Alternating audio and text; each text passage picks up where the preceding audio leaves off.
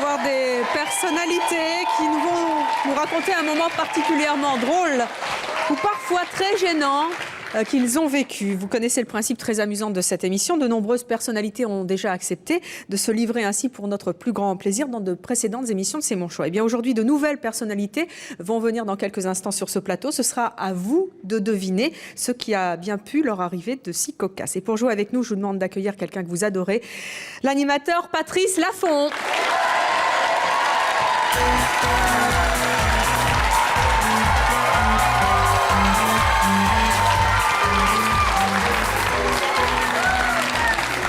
Patrice, tout va bien. Venez vous asseoir, on va discuter ensemble. À droite ou à gauche vous à gauche. D'accord. Enfin, ça dépend où on se situe, ceci dit. Vous me voyez à gauche. Oui, Fort Boyard, madame. Oui.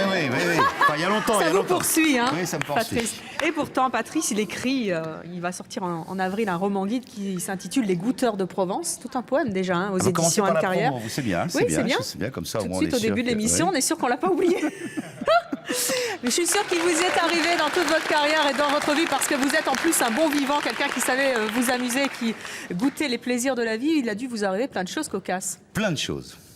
Surtout que quand ça m'arrive pas, je les provoque parce que je fais beaucoup de blagues, je fais beaucoup de choses. Des gaffes aussi, des fois? Très peu de gaffes parce que je fais très attention.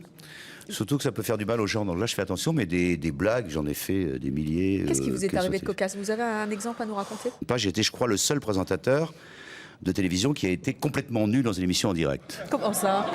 Je ne me souviens pas de ça, ça m'aurait échappé. Non, on ne m'a pas vu. On ne m'a pas vu, mais c'était une émission que je faisais à l'époque, c'était une émission qui s'appelait Mi Fugue, Mi Raison, dans les fin des années 80. Non, début des années 80, pardon. Et j'étais une émission avec Michel Fugain, qui était un grand pote à moi. Ça se passait à Nice, dans une sorte d'école de comédie musicale qu'il avait montée. Je lui avais dit, je vais te faire un gag. Alors on a répété. Pour lui, c'était important. Il était un peu stressé. Et à un moment, il montait dans une voiture qui était poussée par des machinistes parce qu'il n'avait plus de moteur.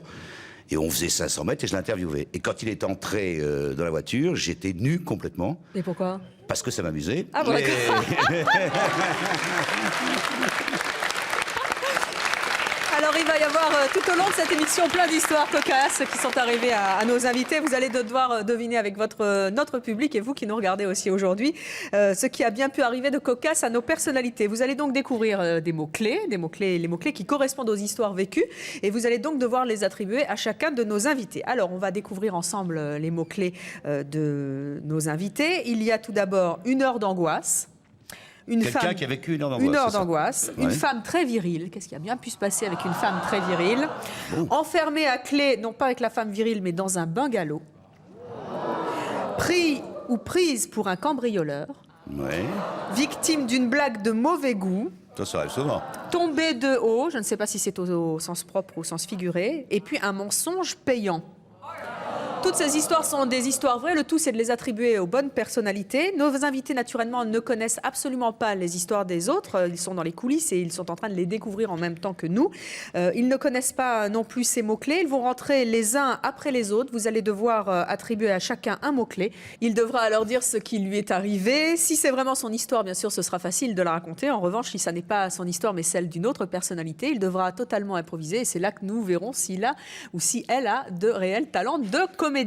On accueille notre premier invité. Vous êtes chez vous. Hein. Il a marqué la dernière saison de Koh-Lanta par son caractère fougueux. On est venu avec ses fans aujourd'hui. Il est coach sportif. Je vous demande d'accueillir Moundir.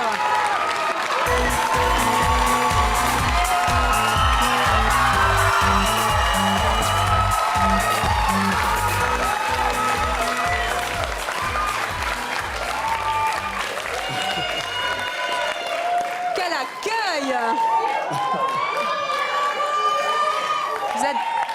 Dites donc les filles, on se calme. Vous savez qu'il est fiancé en plus maintenant. Vous avez vu quel accueil Oui, il est fiancé. Mais oui. Dommage.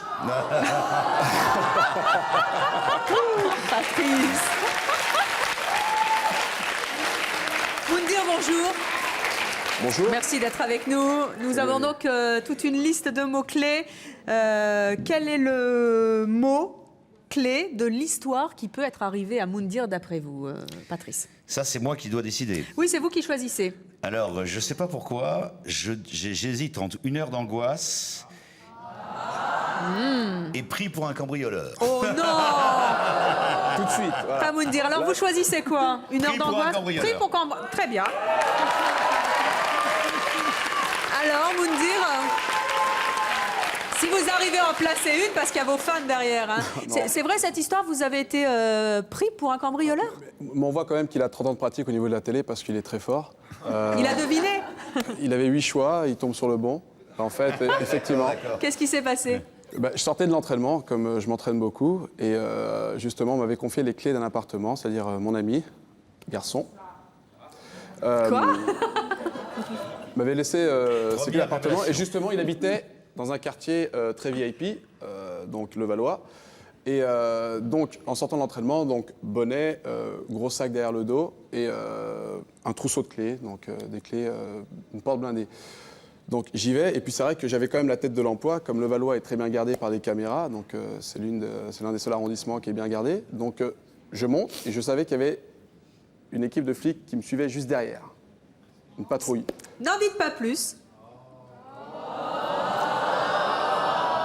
Alors, en tout cas, je rappelle que Moundir n'était pas au courant des mots-clés en arrivant, qu'il ne connaît peut-être pas cette histoire. Est-ce la sienne ou pas? En tout cas, il a bien démarré. Est-ce qu'il a improvisé? Est-ce que ça lui est réellement arrivé? Est-ce qu'il a été pris pour un cambrioleur? Patrice, à votre avis, est-ce que vous avez fait le bon choix? On le dit tout de suite. En tout cas, il est super bon comédien. Hein. Il est super bon comédien. Il y a les détails et tout. On peut pas lui poser de questions. C'est dommage.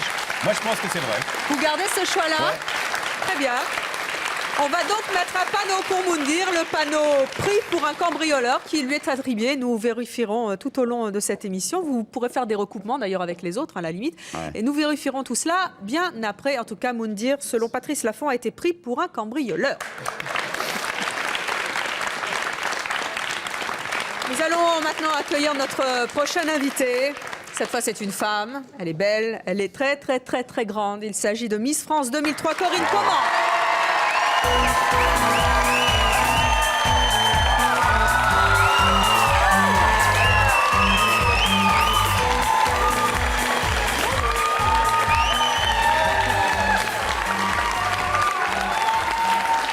Patrice, on dirait une princesse quand elle arrive sur le plateau. Mais c'est une princesse. Puis ils sont beaux tous les deux l'un côté de l'autre. Moundir, ça va?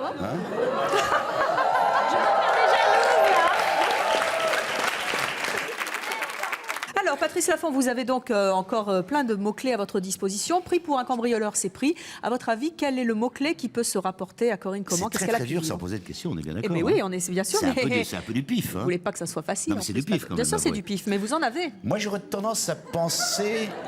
Faites voir.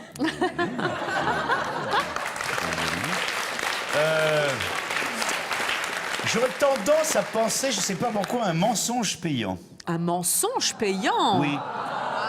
Parce que je Corinne, sais que les Miss France n'ont mentez. pas le droit ni d'être mariées ni d'avoir d'enfants. En vérité, elle est mariée, elle a des enfants et elle ne l'a pas dit à Madame de Fontenay. Non, en fait, elle en a 10. Alors, Corinne... Mais c'est vraiment le pif, hein. Qu'est-ce que c'est que ce mensonge payant? Mensonge payant.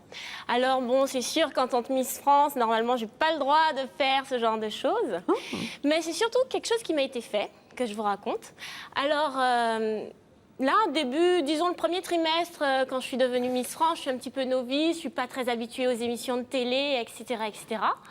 Et puis on m'appelle, on me dit bon ben vous êtes une Miss France noire, ça fait longtemps qu'on n'en a pas eu des comme ça. Et puis il y a un grand chanteur américain qui vous a repéré. Il a été sous le charme, il veut que vous soyez la star de son clip.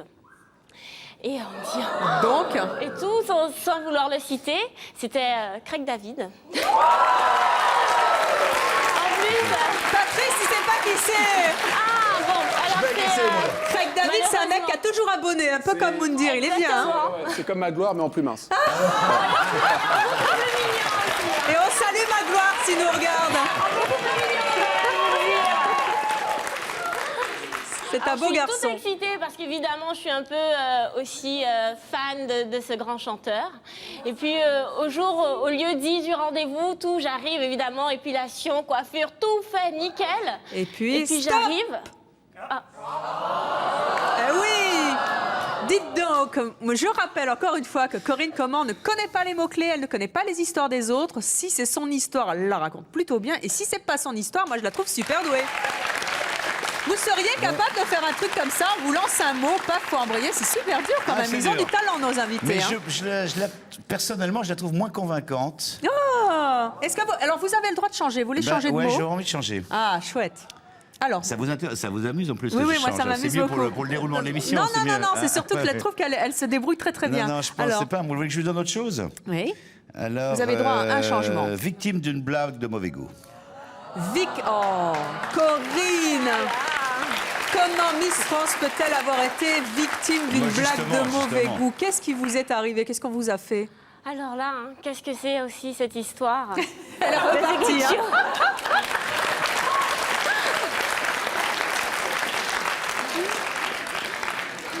Donc évidemment, sur mon année de Miss France, je pars énormément en gala avec Geneviève dans la 807. On parcourt les routes, on va souvent dans des tout petits villages. Et puis, durant la soirée, on fait énormément de défilés de mode. Et on m'a dit, c'était une toute petite province, en plus perdue, je ne sais même plus où en France. Et on me dit, vous inquiétez pas sur les vêtements, on a prévu une magnifique robe pour vous. Alors vous pouvez venir sans souci, vous inquiétez pas pour la robe et tout. Et puis je me dis, mais vous êtes sûre, moi j'aime pas trop les robes un peu trop sissi, trop grosses, trop imposantes sur scène. Trop on me dit, mais non, trop oui, sissi, oui. Avec les bustiers, les gros trucs là, comme ça. Et puis j'arrive. Donc effectivement, je me dis, elle est où ma robe? Alors je réfléchis, je me suis dit, ils savent que c'est Miss France, ils vont appeler un grand couturier, que j'aurai une robe magnifique, en mousseline, quelque chose de très sexy. Stop. Nous connaîtrons la fin de l'histoire, si c'est l'histoire, mais moi je trouve que Corinne, elle démarre au quart de tour, elle se débrouille très très bien. C'est excellent, hein. En tout cas, nous allons donc vous attribuer le panneau victime d'une blague de mauvais goût. Est-ce que vous pensez que vous avez fait un meilleur choix, Patrice? Je suis pas sûr.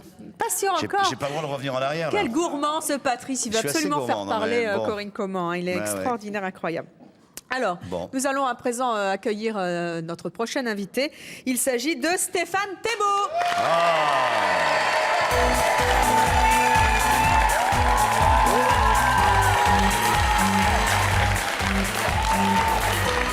L'animateur, entre autres, de Tout vu, tout lu sur France 2. Alors Stéphane, il a dû lui arriver plein de choses, mais quoi en particulier? Pratiquement tout. Il m'est tout arrivé. Alors, racontez-nous un petit peu. Vous avez choisi victime d'une blague de mauvais goût et pris pour un cambrioleur. Il vous reste donc beaucoup d'autres Une heure choix. d'angoisse, non, je ne le vois pas trop angoissé. Une femme très virile, je comprends pas très bien ce que ça veut dire. Ça veut dire quoi? Je ne sais pas, hein. Une femme très virile. C'est simplement, on n'en saura pas plus. Non. Bon, près qu'un cambrioleur, on a déjà fait. Victime du mauvais goût, on l'a fait. Tombé de haut. Mensonge payant. Peut-être enfermé dans un bagalo. Oh, Stéphane! Comment ça? Vous avez été Je le verrai assez enfermé bien dans se faire un enfermer dans un bagalo? bagalo. C'est assez douloureux pour moi de vous en reparler aujourd'hui, mais...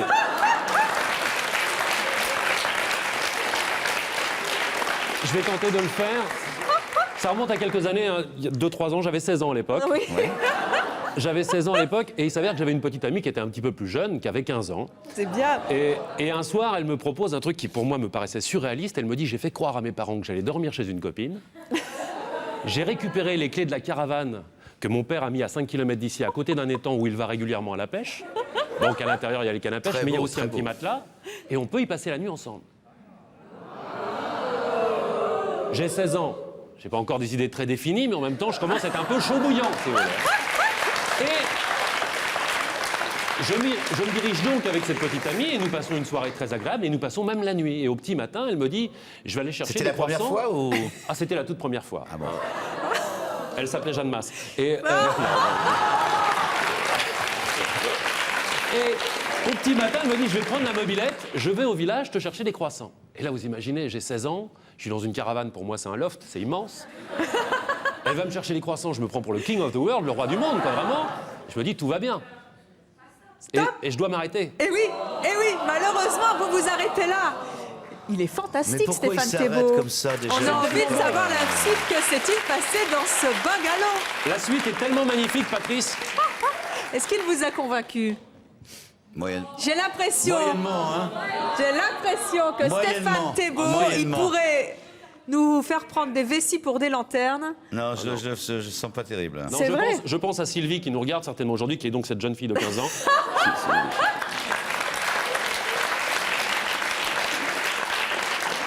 Étonnant. Une première fois remarquable. Non, il m'a pas vraiment convaincu. Non hein? On lui choisit un autre mot. Ouais, tu peux Alors. m'aider ou pas? Oui, oui. Alors, qu'est-ce que tu choisirais, toi? Bah, je sais pas, c'est pas moi qui joue, mais bon, allez, une femme très virile, ça m'amuse, moi. Ouais, pour savoir. Allez, Stéphane, une femme très virile. Stéphane Thébault, vous avez été victime d'une femme très virile. Non, pas victime, mais étonné par cette femme très virile. C'est-à-dire que je me retrouve, là je suis un peu plus âgé, hein, j'ai 25-26 ans à peu près à cette époque-là, me semble-t-il. C'est-à-dire, c'était hier. C'était avant-hier. 25-26 ans, et je tombe pratiquement red dingue amoureux d'une jeune fille qui est très très belle, mais très très belle, en même temps assez chétive, assez romantique, tout ce qui peut faire qu'un homme peut craquer pour une jeune fille. Et cette jeune fille, un jour, je réussis à convenir avec elle d'un rendez-vous pour l'emmener dîner dans un restaurant, etc. Non, pas dans un magasin. Sylvie, si tu nous regardes. Et donc, je me retrouve avec cette jeune fille dans ma voiture, très fier de la voir dans ma voiture. Tous les garçons voulaient la courtiser, et c'est moi qui avais réussi à obtenir ce rendez-vous avec elle. Et nous voici partis, et pris dans les bouchons. Et au bout d'un moment, vous savez ce que c'est, quand vous êtes pris dans les bouchons, il y en a forcément un moment qui arrive par la droite et qui force un peu la priorité, et puis finalement, il bloque tout le monde, donc je m'énerve un petit peu au volant, l'autre s'énerve aussi dans sa voiture, on échange des noms d'oiseaux, comme ça, on commence à s'insulter, mais pas un des deux ne daigne descendre de sa voiture jusqu'au moment où elle descend. Stop. Non. Alors, Là, c'est pas Stéphane possible, Thébault a-t-il là. improvisé ou a-t-il réellement vécu cette Et donc, histoire? En vous- tout cas, quoi qu'il advienne de la suite de cette émission, il a réellement vécu une histoire cocasse qu'il nous racontera. Est-ce la bonne ou pas, à votre avis, Une Patrice? femme très virile, il la raconte bien. Il la raconte bien, très bien. Le panneau, une femme très virile pour Stéphane C'est Thébault, je trouve que ça lui va bien. descend de la voiture pour casser la gueule au mec. C'était Fabienne. Hein Fabienne, si tu nous regardes. C'est une femme dans chaque bouchon, vous, hein, Stéphane? Certes. Bonjour à votre femme. Elle vous embrasse. Elle vous embrasse, Evelyne. Nous allons à présent accueillir notre prochaine invitée. Cette fois, c'est une femme, la très jolie Julie Pietri. Ah ouais.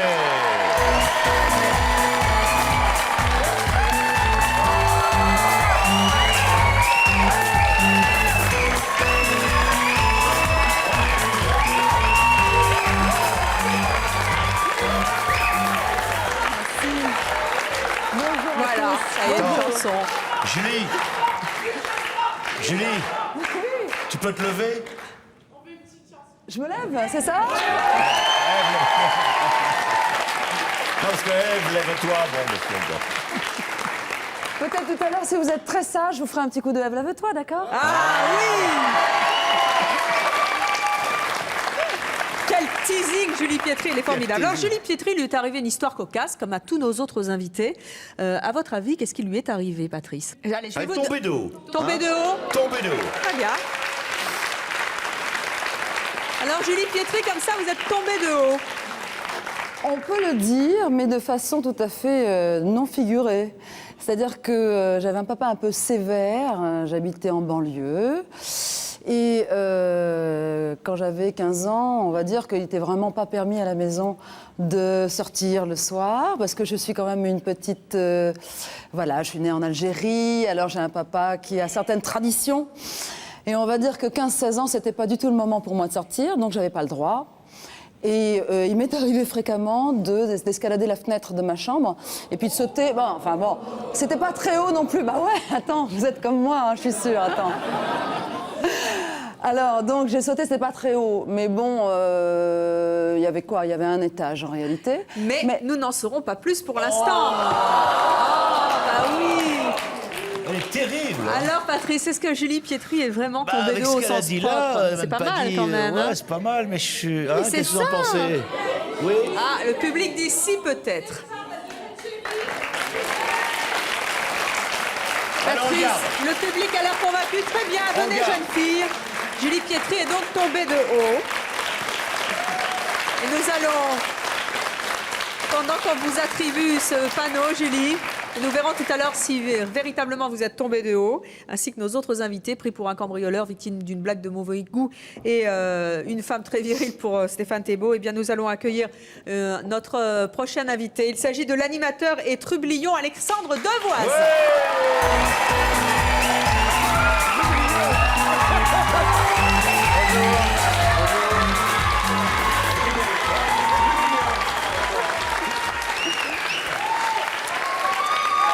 Comme pour nos autres Autres invités, il est arrivé Alexandre Devoise, quelque chose de cocasse, j'en ris d'avance. Trublion, mot contre triple. Hein. C'est oui. C'est vrai, c'est ça, c'est bien. Populaire, mais pas vulgaire, comme dirait Maître Capello. Mais vous connaissez, vous, les histoires? Pas du tout, moi je suis comme vous et Vous êtes comme les sûr? téléspectateurs. Oui, je vous jure, mais je Ah vous bon. jure, madame. Bon, d'accord.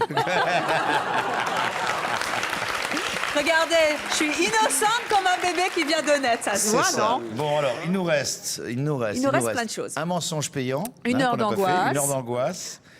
Enfermé à clé dans un bungalow puisque vous l'avez rejeté. Et un mensonge payant. Eh ben, je le prends pour fermer dans un bungalow, je le prends pour. Alexandre pour Devoise, tiens, ça lui va plutôt bien, ça, peut-être, hein? Merci, ça fait plaisir. Trublion, dans le bungalow. Ça Je vous plaît fête- pas, Trublion? C'est mignon. Non, non, mais ça me convient Ah, très bien. bon. Non, mais comme ça faisait longtemps que j'avais pas entendu ça. c'est- Pourquoi ça fait désuet? Arrêtez, vous allez me faire rougir.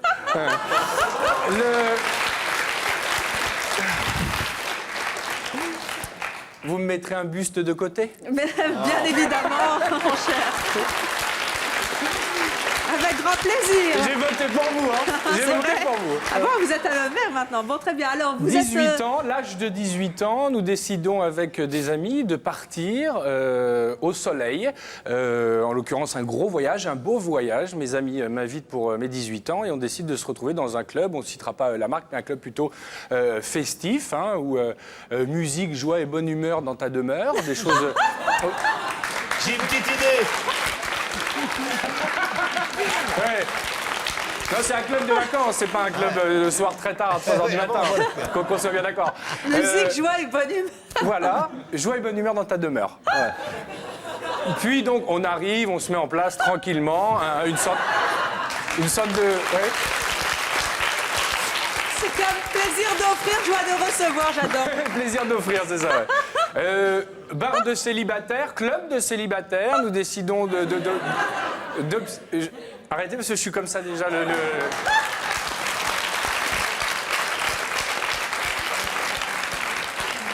Et là, d'un coup, au bar, un verre alcoolisé à la main, je croise le regard d'une charmante jeune femme. Et bizarrement, enfin, là, j'en rajoute parce que je suis pas très bon comédien. Ah, bien mais sûr. vous voyez, un peu. Donc, à 18 ans, un peu jeune, tout frêle, hein, vous voyez, un peu comme ça, un peu surpris, je décide de suivre cette jeune femme qui me propose de l'accompagner. Donc, je la suis et il s'avère, et ça tombe bien, puisque c'était, en tout cas, cette histoire, j'en dis pas plus, mais ça tombe bien, direction le bungalow. Qu'est-ce qui se passe dans ce bungalow, Eh monsieur bien, nous ne le saurons pas. Alors, on le saura, en tout cas, tout à l'heure, si le panneau est bon. Evelyne, là. Mais non, enfin, ça serait trop facile, sinon. Ouais, mais enfin, là, quand même, là, on n'a pas l'élément, c'est vraiment. C'est dur pour vous, Eh hein? oui, vous avez vu ça un peu. Mais c'est dur aussi pour vous, parce que si c'est pas votre histoire, vous devez l'inventer. C'est là qu'on voit votre réel talent de comédien à tous. Bon, moi, je garde.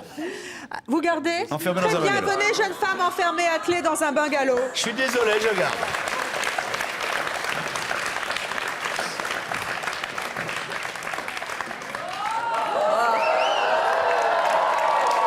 Oh, Trublion. Ah oui, c'est les clés du bungalow. Oh, regardez ces jeunes filles quand même. Alors, nous allons accueillir à présent notre prochain invité. Voici le jet-setter Massimo Gardia.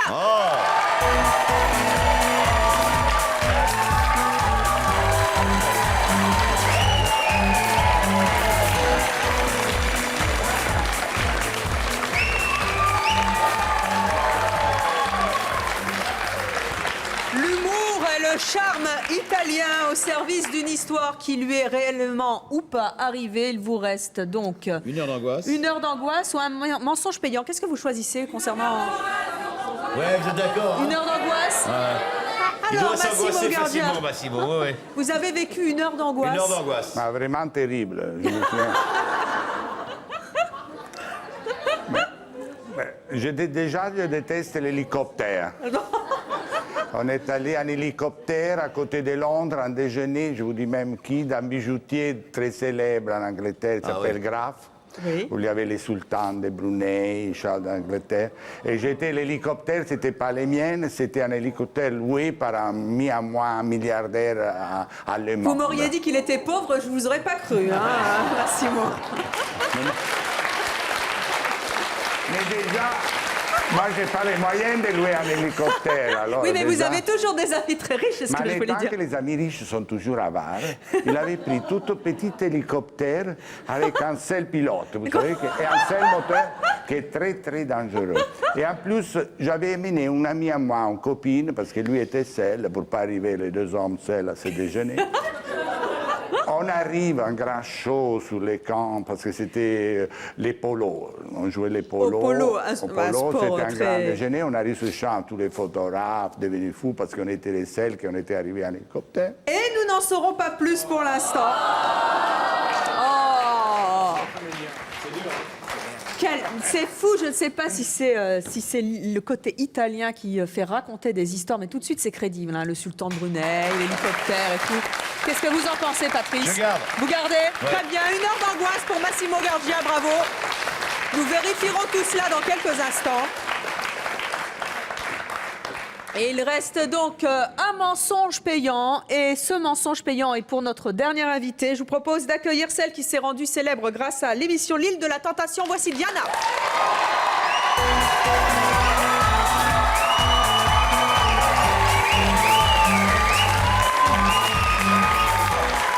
Bonjour Diana. Alexandre, on se calme, hein? Pardon? J'ai dit Alexandre, on se calme. Oh non, mais j'ai rien fait du... Ah bon, non, mais- non, pas là. Petit trublion. C'est ça, non, il est tôt. Hein. Ah bon? Vous avez des heures pour ça, vous, d'accord. Très bien. Alors Diana, Ouais, qu'est-ce qui c'est s'est passé forcément un avec ce mensonge payant, mensonge payant? En fait, il a bien raison. C'est le dernier, mais c'est vraiment une circonstance. Il y a 10 ans, j'étais arrivée à Paris. Il fallait absolument que je décroche un boulot. Donc, je suis rentrée dans un très grand hôtel dont je ne citerai pas le nom. Et j'ai fait croire au directeur du restaurant que mon père avait un grand hôtel au Maroc et j'avais pris un peu tous les postes. J'étais très polyvalente, donc serveuse, gouvernante, hôtesse d'accueil, pour être prise en tant que serveuse. Et j'ai finalement décroché le poste. Mais c'est vrai que je n'avais jamais tenu une assiette de ma vie. Mais il fallait que je puisse le convaincre. Et nous n'en saurons pas plus, nous saurons la fin de l'histoire tout à l'heure. De toute manière, vous n'avez pas le choix. Vous allez mettre, s'il vous plaît, le dernier Là, je suis panneau pas à Diana. convaincu, hein. Patrice, je vous propose quelque chose. Notre hôtesse va rester sur le plateau. C'est Elle va donc d'échanger, opérer tous les changements que vous souhaitez. À vous de dire quel panneau vous changez par rapport à nos invités. Qui? Diana est tombée de haut? Non, bon sang. Ouais, on Alors, échange. Tombez de haut pour Diana. Très bien. Est-ce que vous gardez mensonge payant pour Julie Pietri? Pas forcément. Alors, quel autre changement vous faites? J'aurais tendance à mettre une femme très virile à Massimo. À Massimo Gardia, très bien, une femme très virile. Nous vérifierons cela après. Stéphane Thébault se retrouve avec 1 heure d'angoisse. Ouais, mais ça lui va Ça lui bien. va bien. Maintenant, Moi, j'ai tendance à laisser ça comme ça maintenant. Voilà. Donc, une femme très virile pour Massimo Gardia, tombée de haut pour Diana, enfermée à clé dans un bungalow, 1 heure d'angoisse pour Stéphane Thébault, un mensonge payant pour Julie Pietri, pris pour un cambrioleur qui reste pour Moundir et victime d'une blague de mauvais goût pour Corinne Comment. Vous restez comme ça? Ouais. J'ai envie d'être magnanime avec vous, mon cher Oh, Patrice, vous parlez bien. ça, mais, franchement. mais légèrement. Magnanime, je me suis gouré. Complètement. Vous aviez 0 réponse tout à l'heure. 0 bonne réponse, hein. Ah, mais donc vous avez les résultats. Vous m'avez dit le contraire il y a 2 minutes. C'est insensé la télé. Hein. Regardez, j'ai ça surtout. Ah ouais, d'accord. C'est une oreillette et on me communique en temps réel. Attendez, parce que si je la... Voilà, en temps réel, les résultats. C'est pour ça que j'ai l'air si forte à l'antenne. Qu'est-ce que vous voyez? Je fais rien, Donc moi. j'avais 0 réponse au début. Oui, et maintenant, vous en avez... Attendez, j'attends la réponse. 2. Eh ben, Alors, Patrice, c'est bien, vous avez amélioré votre score, mais vous voyez, ça veut dire à quel point nos invités sont extrêmement doués pour raconter des histoires. En revanche, ils vont dans quelques instants nous raconter la réelle histoire qui leur est arrivée, car ce sont des histoires vraies. Massimo Gardia, on va commencer par vous. Est-ce que vous êtes tombé un jour sur une femme très virile? Voilà, c'est une longue histoire. Oui hein. ou non? Oui.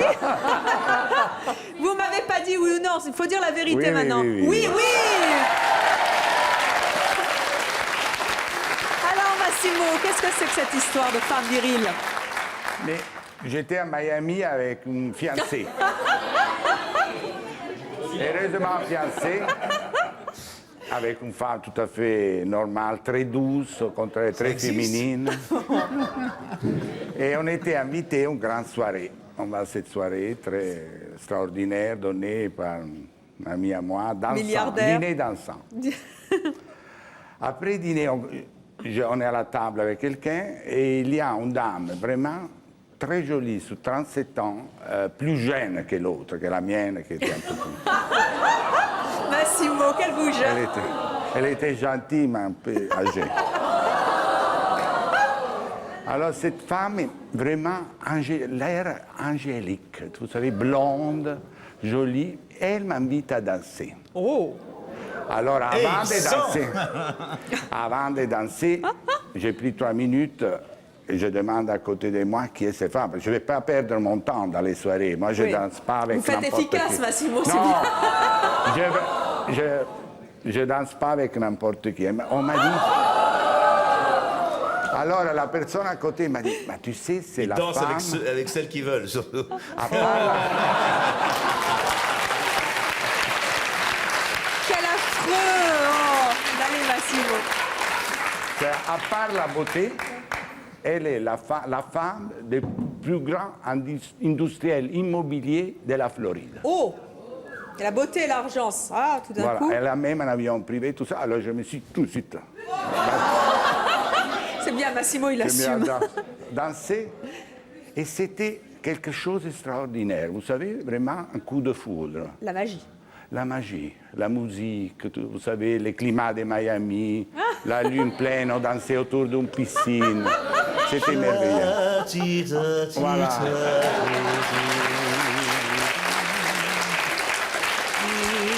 Ah, mais là, c'est l'histoire vraie, là. Et on a Battre les violons. dansé, je crois, 1 heure et demie, on ne s'arrêtait plus. Le temps passait comme ça, on ne s'est pas rendu compte. À certains moments, les maris d'elle viennent furieux. À part tout, c'était un mari pas mal, 40 ans. Malgré la richesse, il était beau, en plus. Oui, monsieur. Et il vient, la prend pour un bras et la porte. Et moi, je recherche ma compagnon, ma partenaire, la fiancée. Elle était partie furieuse. Oui, la plus vieille. Je rentre à l'hôtel. C'est long son histoire. Très long. Non, mais c'est intéressant, c'est pas ça que je dis, hein. Putain, c'est long, et si toutes les histoires elles sont comme ça, on rentre à 20h, hein. Je Attendez, rentre. parce que la chute n'en sera que meilleure. Alors, je rentre à l'hôtel. Je monte dans la chambre avec ma fiancée qui dormait déjà avec son hiver furieux. Et 3 minutes après, on m'appelle d'en bas.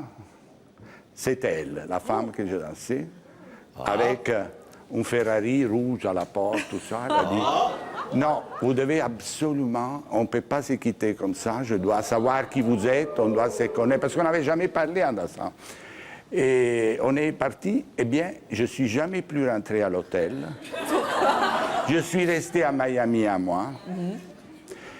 Et ça a commencé une tragédie, c'est-à-dire, elle a demandé le divorce de son mari, en demandant la moitié de la fortune. Vous savez qu'en Amérique, toutes les femmes demandent, quand ils divorcent, la moitié de la fortune.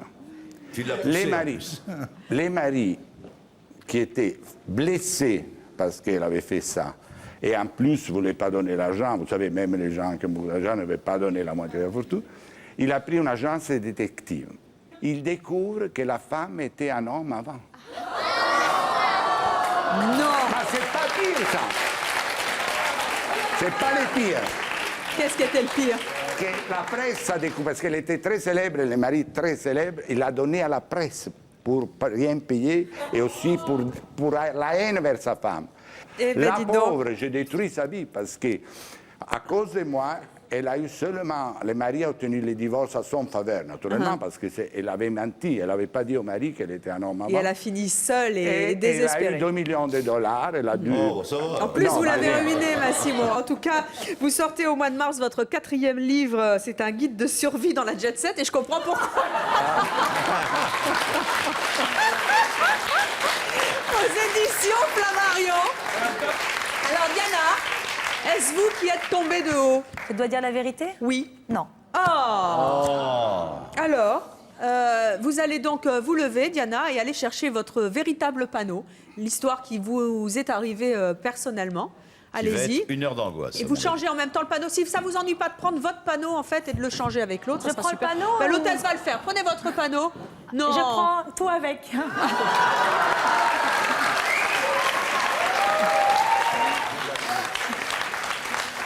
Elle était prise pour un cambrioleur. C'est pas possible ça. Tiens. Vous aviez pas imaginé ça, Ah, pas du Patrice, tout, hein. une Qu'est-ce qui vous seconde, est arrivé, Diana? Mais en fait, quand je sors, je m'habille pas comme ça. Je m'habille en survêtement, basket, bonnet, lunettes. Comme ça, je peux prendre les transports en commun. Je suis tranquille, on m'embête pas. Et j'ai été à la banque avec un ami à moi qui est assez balèze. Et on rentre donc à la banque, il y a 2 portes. Donc j'ai franchi la première porte. Et au moment d'enclencher la deuxième porte, 2 agents de sécurité sont venus, m'ont mis contre le mur avec mon ami et nous ont fouillés. Et donc après, il m'a demandé d'enlever les lunettes. J'ai enlevé les lunettes, j'ai enlevé le bonnet. Et petit à petit, il commence à me reconnaître. Puis il voyait que j'étais une fille, j'ai lâché mes cheveux. Il m'a regardé, il m'a dit « Je suis désolée ». Je suis « Non, c'est pas grave, je viens de me taper un quart d'heure de honte, mais ça peut arriver à tout le monde, c'est pas très grave ». Donc, Voilà l'histoire de Diana. Comment elle a été prise pour un cambrioleur, ce qui n'est pas agréable. Diana, merci. On vous retrouve sur un CD en ce moment qui s'intitule La vie en rose. C'est une reprise d'Edith Piaf et c'est vous en ce moment. Merci. Diana.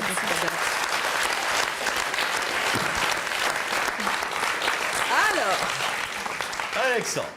Alexandre Devoise, Oui, bonjour. avez-vous été enfermé à clé dans un bungalow avec une jeune fille? Non. Je suis navré, je suis C'est navré. pas avec la jeune fille ou pas dans un bungalow? Non, non, ni Ni l'un ni l'autre. l'autre, très bien. Allez donc chercher votre petit panneau. Je vais chercher Alexandre. le panneau. Victime d'une blague de mauvais goût. Oh, ça va!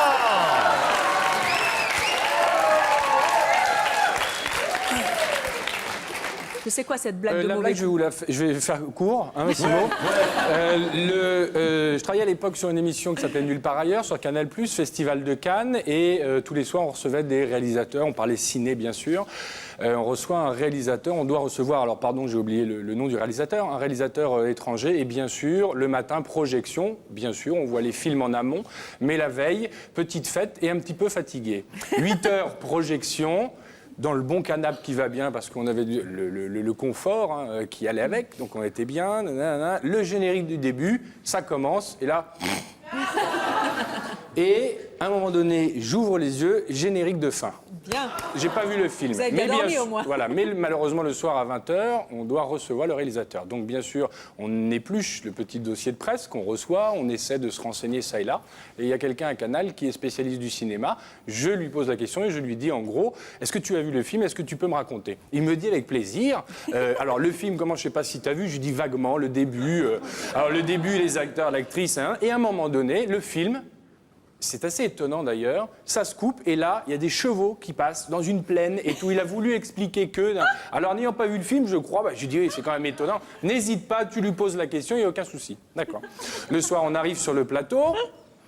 Bonjour, alors, excusez-moi, j'ai encore oublié les noms. Et c'était en direct. En direct, hein, bien sûr, hein, et avec une traduction, d'accord? En plus. Bonjour, ça va bien, nanana, super. Alors le film, c'est passé ça, nanana. Et là, il me dit, tu vas voir, avec ma question, il va rien voir, j'ai même pas vu le film.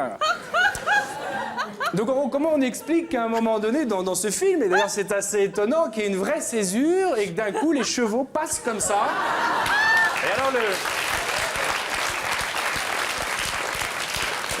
Et alors le mec me dit, what? Comment? Alors, en pensant, puisqu'il y avait la traduction, je me dis, il n'a pas dû bien comprendre. Oui, cette césure et à un moment donné, cette horde, comme ça, ces chevaux qui passent en plein milieu de la plaine. Il dit, je crois que vous avez dû vous tromper de salle. Hein?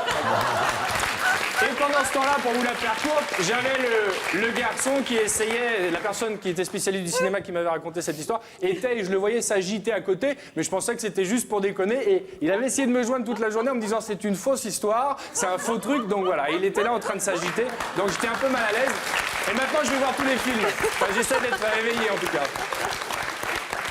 C'est étonnant ça, Patrice. Hein. Et Alexandre, en tout cas, vous vous levez toujours aussi tôt le matin et là, vous ne dormez pas puisque de 6h à 9h, on peut vous retrouver sur RTL2. C'est ça, merci.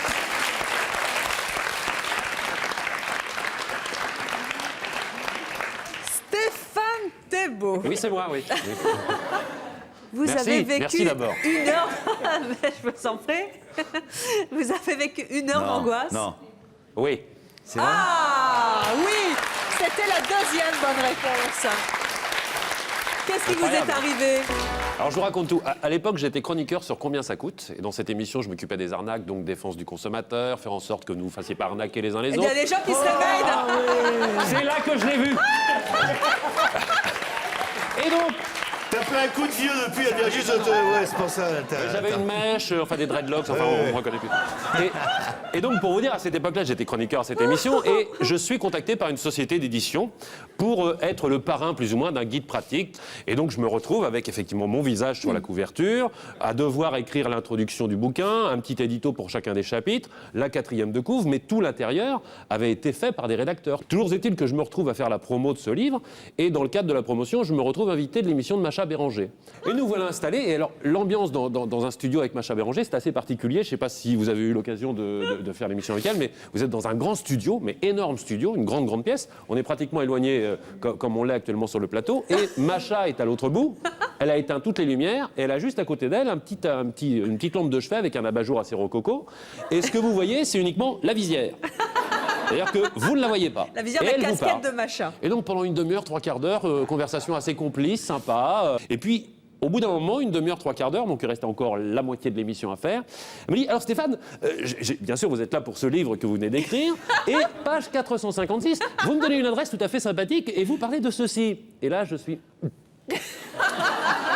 Page 456. Et là, le trou noir. Et là, vous dites, le truc c'est que, bien sûr, j'avais lu les informations, mais j'avais pas tout mémorisé. Alors en plus, page 456, alors vous êtes là, oui bien sûr, vous avez raison Macha, et j'ai le bouquin devant moi et donc je l'épluche en même temps. 456, oui bien sûr, et cette adresse, c'est effectivement vrai ce que je vous dis à l'intérieur. Et j'ai brodé pendant une demi-heure, 3/4 d'heure, et le plus drôle c'est que lorsque je suis rentré à la maison, ma femme m'attendait, elle s'était pas couchée, et elle était encore tordue de rire, parce qu'elle savait très bien que je n'avais pas écrit ce bouquin, et elle se dit, je vivais avec toi l'angoisse, et je t'imaginais en train de te décomposer dans le studio, et je suis allé de pirouette en pirouette pendant une demi-heure, 3/4 d'heure, comme je suis en train de le faire avec vous sur le plateau. Et c'est vrai que on fait pas le malin. Et c'est un grand moment de Macha solitude. n'a rien vu, c'est le principal. Non, non, puis c'était très sympa, vraiment. Voilà. Je l'embrasse, Macha, bien sûr. Et vous, on vous retrouve sur France 2 cette fois. Hein, c'est vrai. pour la dame derrière qui vous a reconnu à combien ça coûte. Dans Tout vu, tout lu, c'est tous les... J'arrive jamais à le dire. Hein. Tout vu, tout lu. Vous savez que j'arrive jamais Très à le dire. bonne émission. Tout vu, tout lu, et non pas tout vous, tout lu. Tout vu, tout lu, tous les jours. Du lundi au vendredi. J'arrête pas de pleurer, hein, sinon. Hein. Du lundi au vendredi à 17h15 et aussi sur France 5, puisque vous faites une autre émission qui s'appelle Question Maison. Et là, c'est cette fois tous les samedis à 11h15. Tout à fait. Merci à vous. Alors, Julie Pietri, avez-vous vécu, dit un mensonge payant? Non. Alors, à votre avis, c'est quoi, Patrice? Elle est tombée de haut. Tombé de haut, Julie? Eh ben non plus. Et c'est donc enfermé à clé dans un bungalow. Mais j'aurais pu, oui. Ne bougez pas, Julie, notre charmante jeune fille. Non, non, laissez Alexandre embrasser, là, parce que tout le monde, il a plus de boulot. Là. Ah, voyez. Vas-y un J'ai peu. suivi. C'est pour Alexandre, il l'a raté à La jeune l'aller. fille, elle a Va-t-il déçu, la quand même. récupérer au retour? Si tu peux la prendre au retour, ça serait bien, oui, voilà. Voilà. Voici le retour.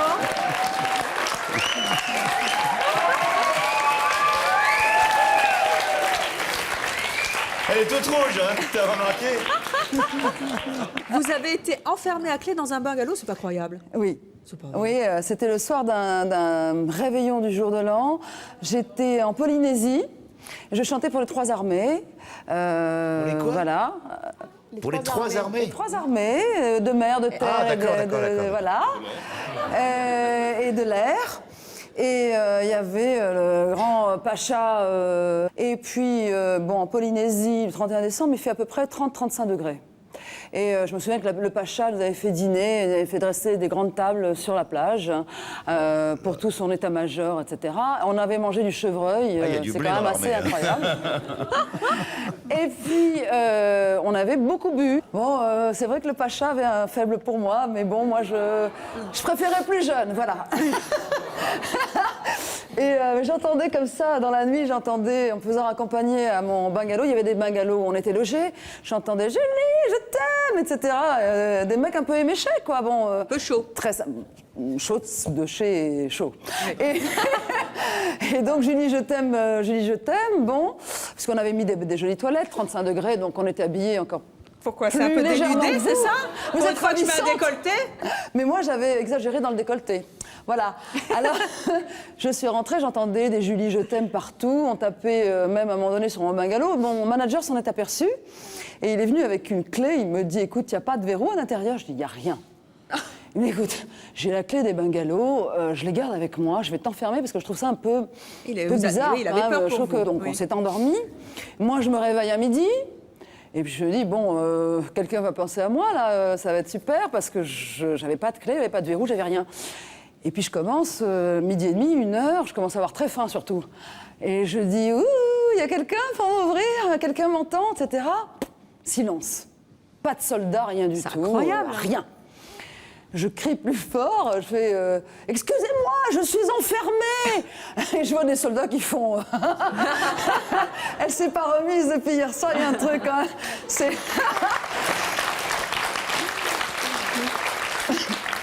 personne ne donne l'alerte. Et au bout d'un moment, quand même, il y a un type qui arrive en disant, je crois qu'il y a une... On me l'a raconté après, la chanteuse est un peu folle, elle dit qu'elle est enfermée.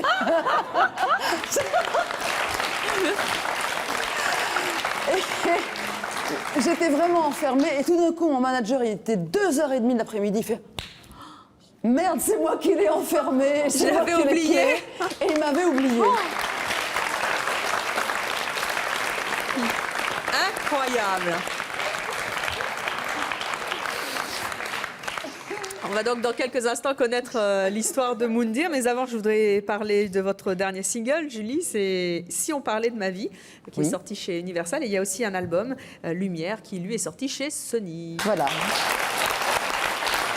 Et en attendant de connaître l'histoire vraie de Moundir, je voudrais libérer Massimo Gardia car il a des obligations. Merci Massimo d'être venu. J'espère vous revoir très bientôt et qu'il ne vous arrivera plus de telles mésaventures. Merci beaucoup Massimo Gardia. Vous, on ne vous a pas encore entendu Moundir, alors est-ce que vous êtes effectivement tombé de haut? Il y a une chance sur deux là. Non. Ah, alors c'est un mensonge payant, si vous voulez bien, jeune fille. Alexandre. Ah, raté. J'attends le... Alexandre, le rouge attire le taureau. Enfin, attention.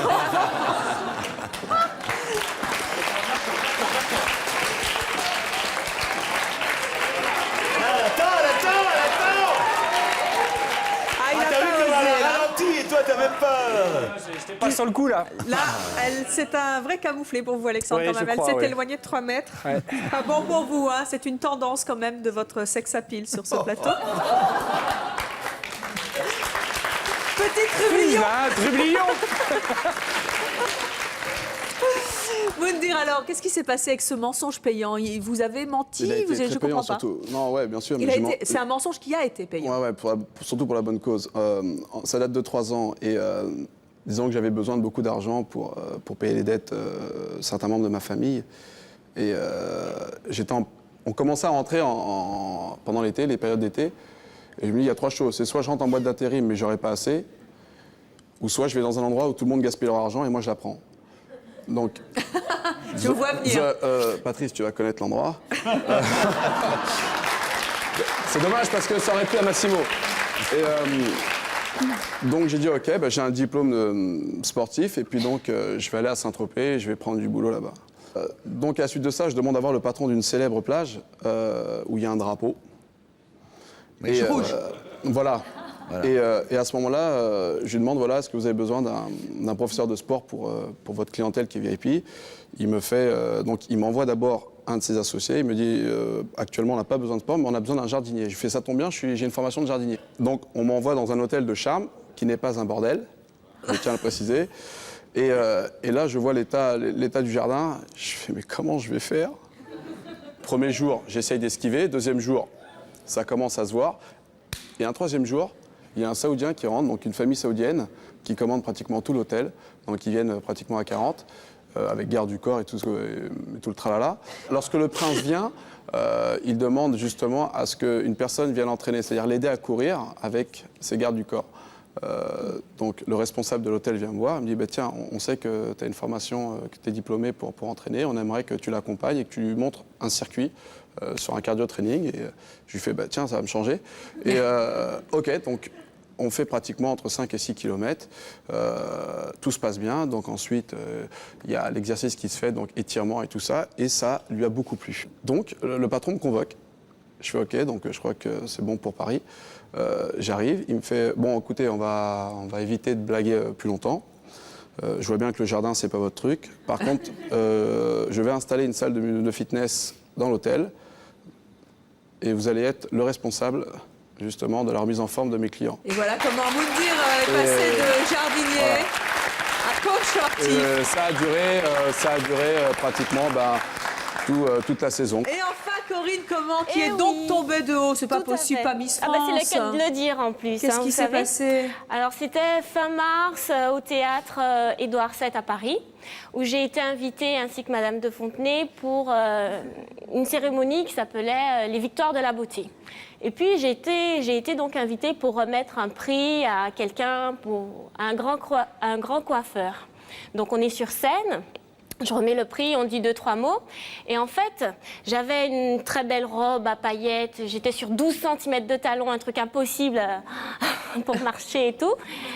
Et au théâtre, dans des anciens théâtres, il y a de toutes petites marches sur le coin. En plus, dans la pénombre, j'ai dit, je le sens, faites que je tombe pas, faites que je tombe pas, faites que je tombe pas. Et ça n'a pas manqué devant tout le monde. Je me suis affalée. En tout cas, merci Corinne d'être venue nous raconter cette histoire. Vous allez créer, c'est tout à votre honneur, mais ça ne m'étonne pas des Miss. Vous allez créer bientôt la Fondation Corinne Comment pour aider les enfants non scolarisés. Merci pour eux. Merci à tous nos invités d'être venus nous raconter l'histoire cocasse avec beaucoup d'humour. Merci Troublion. Merci Patrice Lafont d'avoir joué avec nous. Merci à vous de nous avoir suivis. À bientôt.